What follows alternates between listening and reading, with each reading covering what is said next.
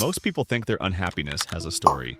Something that happened. Someone who hurt them. A past they can't fix. So they spend years trying to heal the past, hoping the future will finally feel better. But what if the real reason you feel stuck has nothing to do with your past at all? What if the thing you believe is holding you back is actually the thing keeping you stuck? Today, we're diving into a book that basically argues this. You might be choosing the life you say you don't want.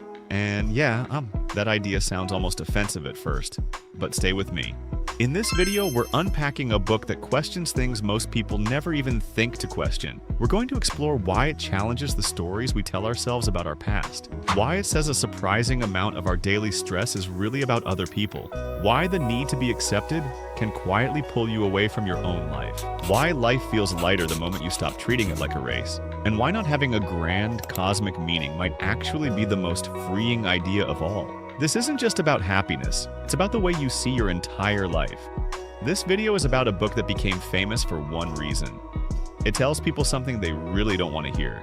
Your life can change right now. Not next year, not after healing everything. Right now. And the scary part? The book says the biggest thing standing in the way might be you. The common belief. Most of us grow up believing this. Your past shapes your future. Your wounds shape your personality. Your experiences shape your limits. It feels logical. It feels compassionate. It feels true. If life is hard today, it must be because something made it this way, right? Because when people first read this book, they usually react in one of two ways. They either hate it immediately, or it quietly changes how they see their entire life. There's almost no middle ground. And the reason is simple. This book removes the biggest excuse we all rely on. So here's what we're going to do. We're going to walk through the core ideas of this book step by step. No complicated psychology, no academic language, just the real message and what it actually means for your life today. And once you see the full picture, you'll understand why this book has changed millions of people. By the way, if you're new here, I'm Mac. This is MacReads, and I turn powerful books into simple ideas you can actually use. Now, let's start with the big idea.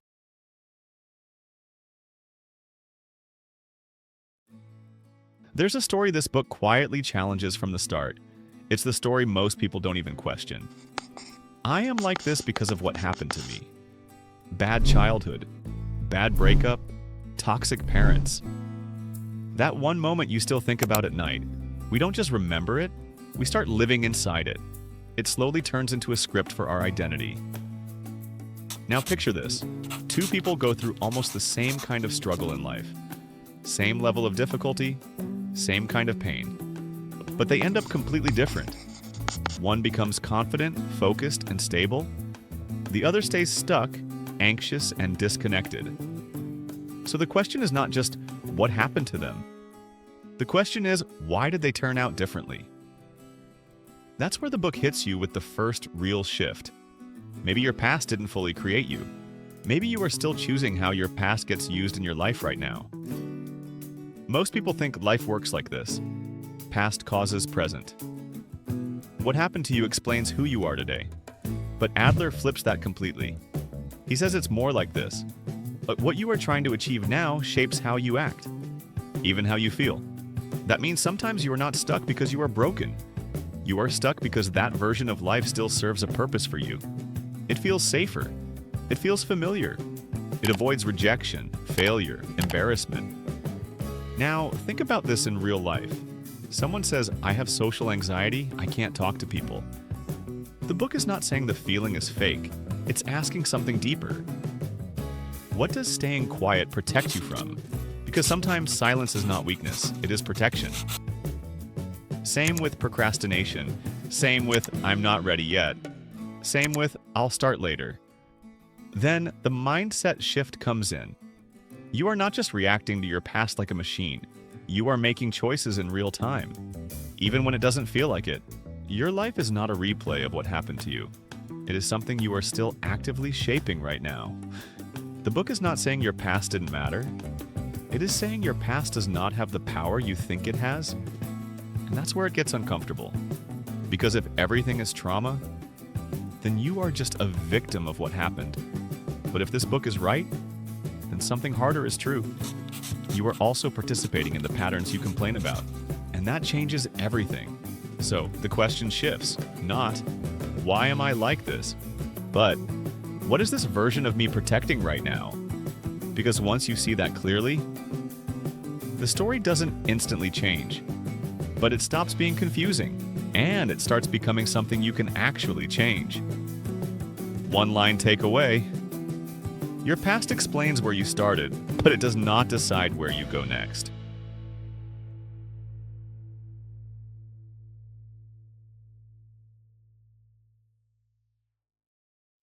For a long time, I thought my biggest struggles were just had a personal flaws. Not confident enough, not interesting enough, not good enough. Whenever I felt anxious, insecure, or disconnected, I assumed the problem was something inside me. But this book challenges that idea in a really uncomfortable way, because it says many of the struggles we call personal problems are actually social problems. They only exist in relation to other people. Think about how different you feel alone versus around certain people. You can spend the entire day feeling normal, then suddenly feel insecure the moment someone smarter, richer, or more confident walks into the room. Nothing about you changed in those few seconds. Only the comparison did. And that changes how you see insecurity completely.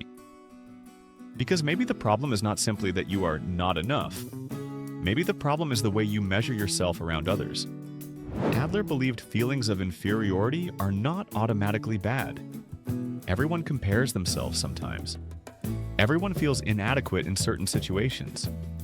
The problem begins when that feeling becomes an excuse to stop moving forward. I can't do that because I'm not like them.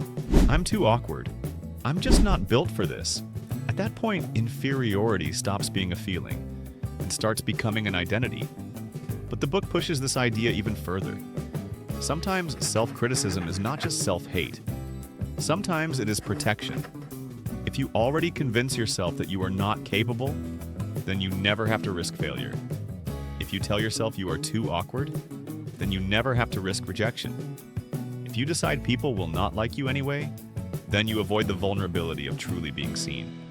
So the mind creates a strange kind of safety. The criticism hurts, but it also protects you from risk.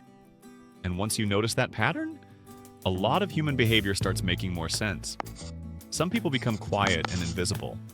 Others become loud, defensive, or obsessed with proving themselves.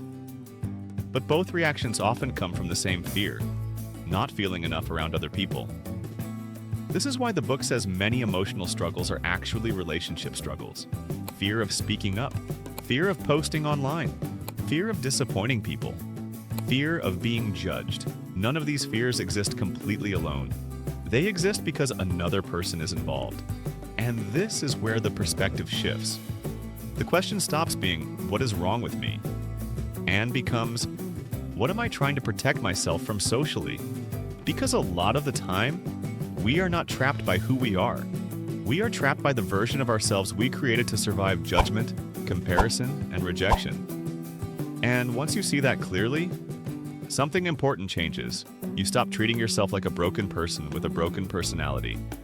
And you start realizing that many of your struggles are deeply connected to fear, relationships, and the way you experience other people.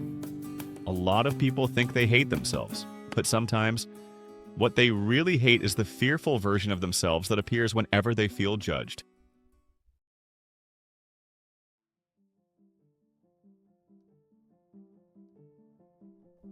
In 2016, a woman in Toronto turned down a promotion at a consulting firm near downtown.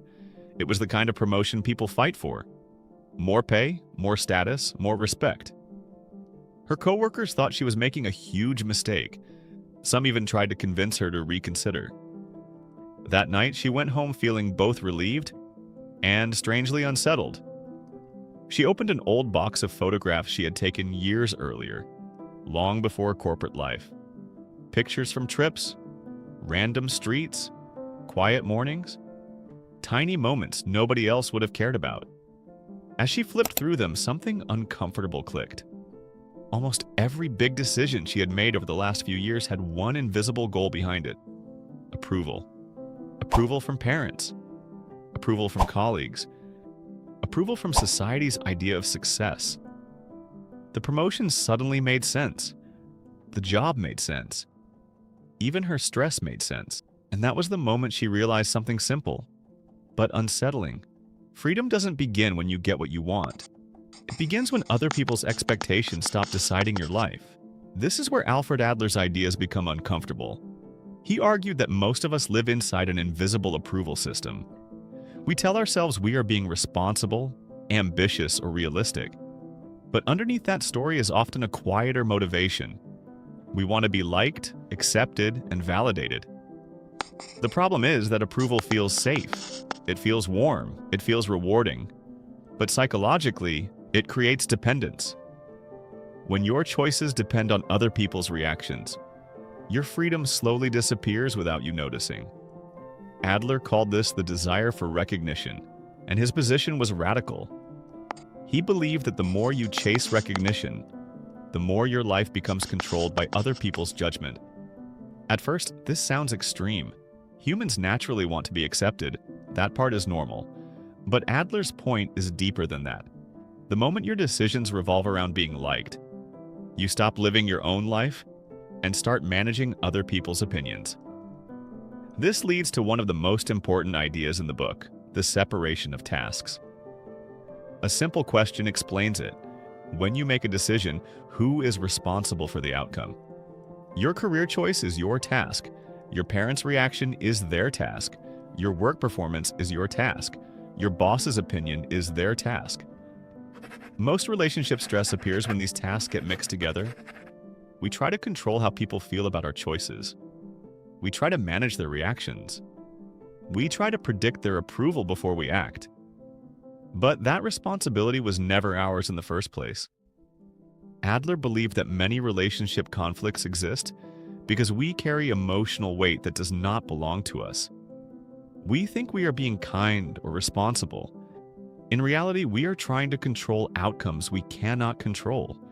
This is why approval quietly becomes a trap. The more you need it, the less free you become. Real freedom, in Adler's view, is not doing whatever you want. It is the ability to accept that some people will not approve of your choices, and choosing your path anyway. That is uncomfortable. It can feel lonely. Sometimes it even feels selfish, but it is the moment life stops being a performance and starts becoming personal. The moment you stop trying to be liked by everyone is the moment you begin to live freely.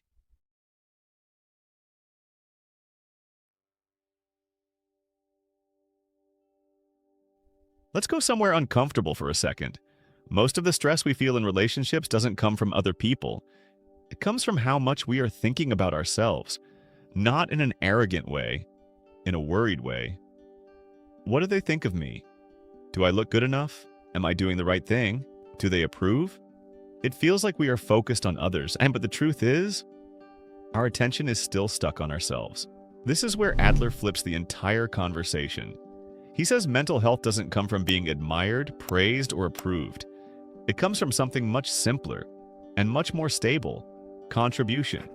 You are not the center of the world. And strangely, that is good news. Because the moment life stops being about how you are seen, it becomes about how you participate.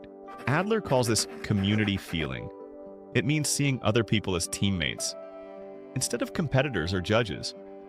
It means shifting from how am I being evaluated to how can I be useful here? That shift changes everything. Most people grow up in what Adler calls vertical relationships. These are relationships based on higher and lower: praise, punishment, comparison, approval. Someone is above. Someone is below. Even praise comes from this mindset. When someone praises you, they are judging you from a higher position. When someone criticizes you, they are doing the same thing. This creates a quiet dependency. You start to need praise to feel good. You start to fear criticism to feel safe. Adler proposes a completely different approach: horizontal relationships. Relationships between equals. No ranking, no measuring, no scorekeeping. In this kind of relationship, praise is replaced by encouragement. Praise says, "You did well." Encouragement says, "Thank you." That small shift matters. Praise evaluates. Gratitude connects. And here is the deeper idea. Your sense of belonging should never depend on one person, one group, or one environment. When you shrink your world down to a single group, their approval becomes everything. Their rejection feels like the end of the world, but your life is bigger than one classroom, one workplace, one friend group, or one social circle. You belong to a wider human community. No single group gets to decide your worth. This leads to the most powerful shift in this section. Self-worth does not come from standing out. It comes from showing up, not from dominating, from contributing, not from being special, from being useful. The most stable form of confidence is the quiet feeling that your presence helps the world move forward. Even in small ways, you feel valuable when you contribute, not when you dominate.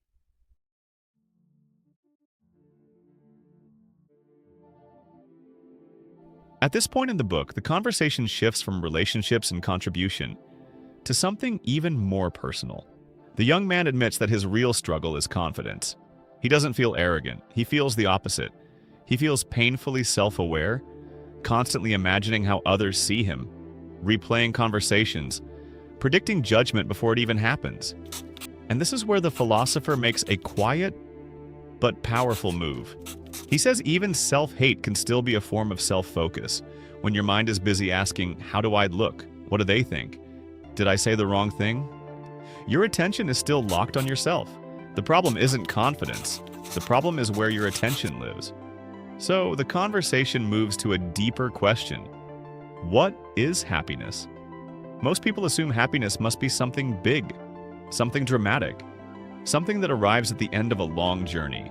We imagine a future version of ourselves who finally has everything figured out.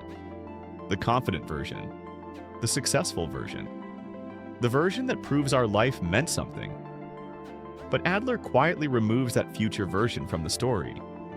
He says that person does not exist yet. And more importantly, you will never actually meet them. Because when the future arrives, it becomes the present. And when the next future arrives, it becomes the present again. Life never happens in the future. It only ever happens now. This is where the book introduces one of its strangest, but most freeing ideas. Life is not a straight line moving toward a final destination. Life is a series of moments. We often treat the present like a waiting room. We tell ourselves we are preparing to start living later, preparing to feel confident later, preparing to feel happy later. But later keeps moving forward. Like a horizon you can never reach, Adler challenges this idea by comparing life to dancing, instead of arriving. When you dance, the goal is not to reach the end of the song as fast as possible. The value exists inside the movement itself. The dancing is the point. Living works the same way. Studying, working, learning, trying, even struggling. These are not warm-ups for real life. They are the real thing happening. This idea connects to the book's most uncomfortable lesson, the courage to be normal. Many of us secretly believe our life must become extraordinary to count. We chase recognition, achievement, and uniqueness because ordinary life feels too small to justify our existence. But tying your worth to being extraordinary creates constant pressure. Every normal day starts to feel like failure. Every quiet moment feels like falling behind. Adler flips the story. Happiness is not reserved for a future version of you. Meaning is not something waiting at the finish line. It is something created through how you live each moment. You do not live your life later. You only ever live it now. And that realization is where the conversation gently comes to rest. So, after everything we've explored, the question quietly becomes personal. If the past doesn't control you, if approval isn't required, and if happiness exists in the present, then the real decision moves to you. Not tomorrow, not someday, right now. The book stops being theory and starts becoming a choice about how you want to live from this point forward. Maybe courage isn't about changing your whole life overnight. Maybe it's simply about changing the direction of your attention today and allowing yourself to live this moment without waiting for permission, perfection, or approval. And if you enjoy book breakdowns like this, focused on real-life ideas you can actually reflect on and apply, consider liking the video and subscribing so you don't miss the next one.